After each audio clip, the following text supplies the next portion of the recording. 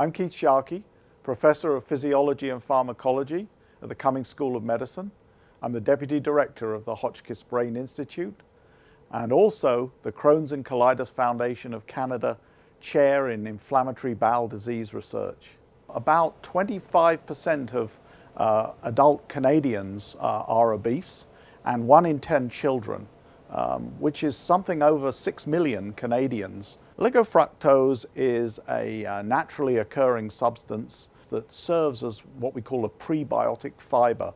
It's a food, if you like, for the bacteria that live within our guts. We fed animals a high-fat, high-sugar diet, and we understood which animals became obese versus which animals didn't become obese, even though they were fed the same diet.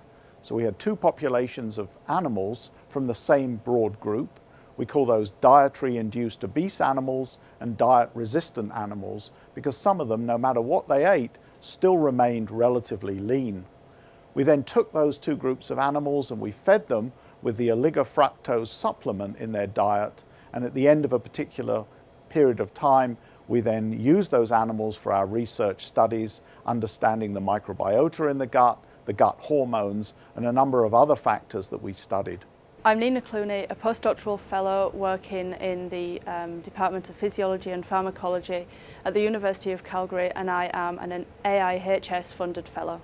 So overall, the oligofructose reduced body weight gain in the rats regardless of their predisposition to obesity. So both the obese animals and the relatively lean animals, the diet-resistant animals, both lost weight.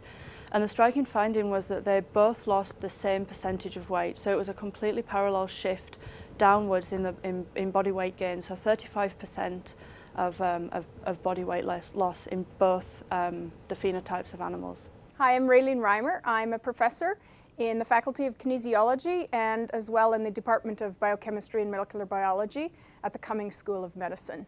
Fiber is important. You know, out of all of the nutrients, fiber sometimes seems like a bit of a boring nutrient, but the research over the past 10 years has really stressed the importance of the bacteria that live in our intestine.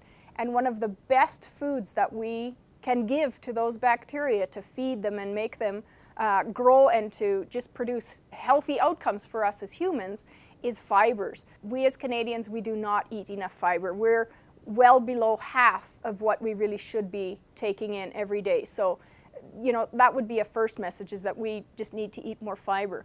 And then in that context, there may be some fibers that are, you know, more beneficial to us than others. And I think these prebiotic fibers that we studied in Nina's paper are probably one of those, because they're so specific to feeding some of the healthy bacteria in the intestine. And so it's almost like a direct fertilizer to the really healthy bacteria in the intestine. And so from that, then we as the human who houses all of those bacteria, we get the benefit from it in terms of our metabolic health.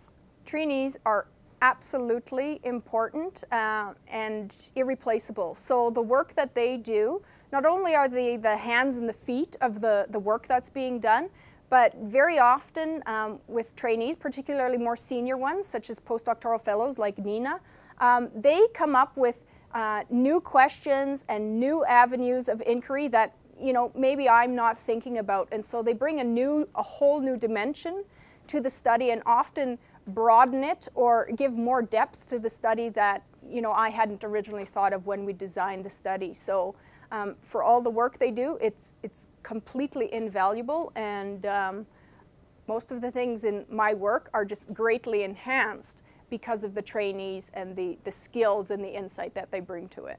Trainees are everything.